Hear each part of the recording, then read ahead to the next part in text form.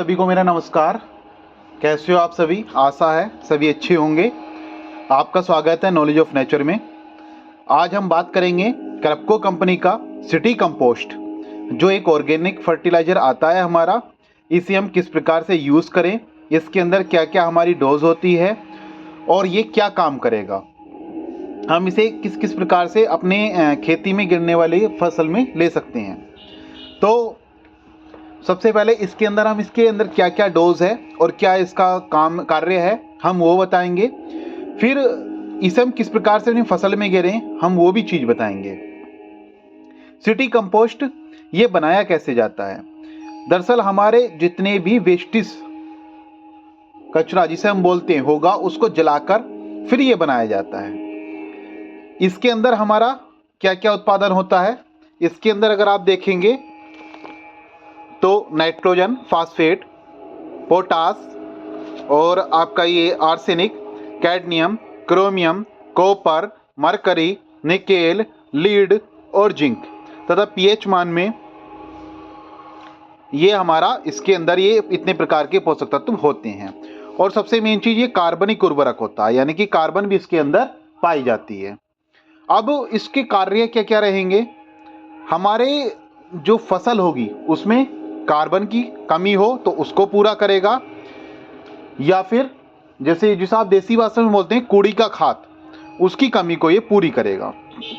अगर आप इसको 2 गट्टा पर बीघा, यानी कि 1 बीघे में 2 गट्टे और 1 एकड़ में 10 गट्टे अगर आप घेरते हैं तो ये आपके अंदर कूड़ी की जो आपके खेत में कूड़ी की जो खाद की कमी है उसको भी ये पूरी करता है।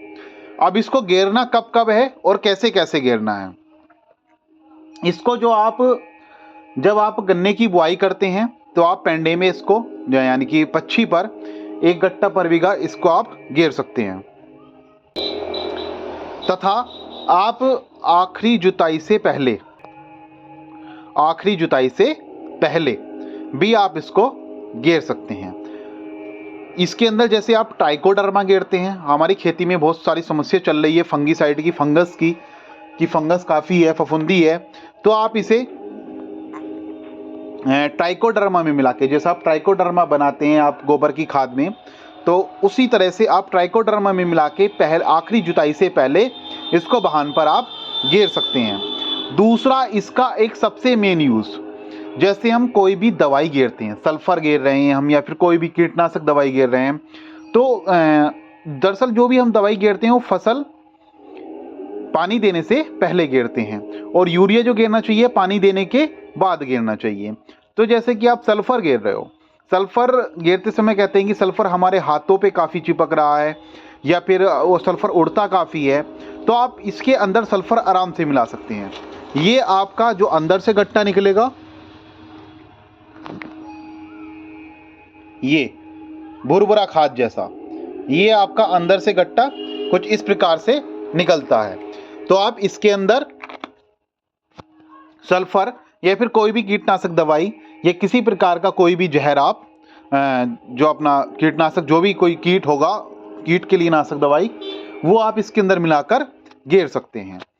उसके बाद जैसे आपने सल्फर घेरा अपनी फसल में इसके अंदर मिलाकर, फिर आपने पानी दे दिया, उसके आप जैसे ही पाँव सारेगा उस समय आप यूरिया 5 से 10 किलो प्रति बीघा का अपनी फसल के अंदर घेर सकते हैं।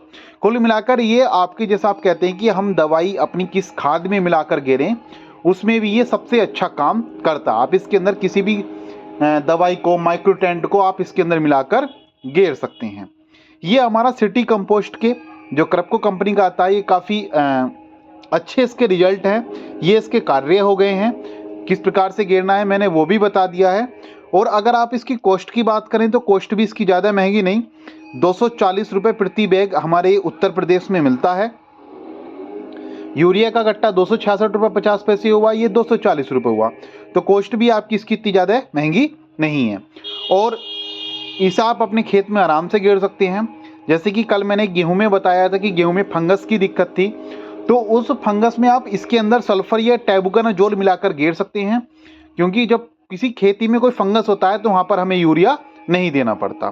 तो आप सिटी कंपोस्ट को उस चीज़ के यूज़ में भी ला सकते हैं।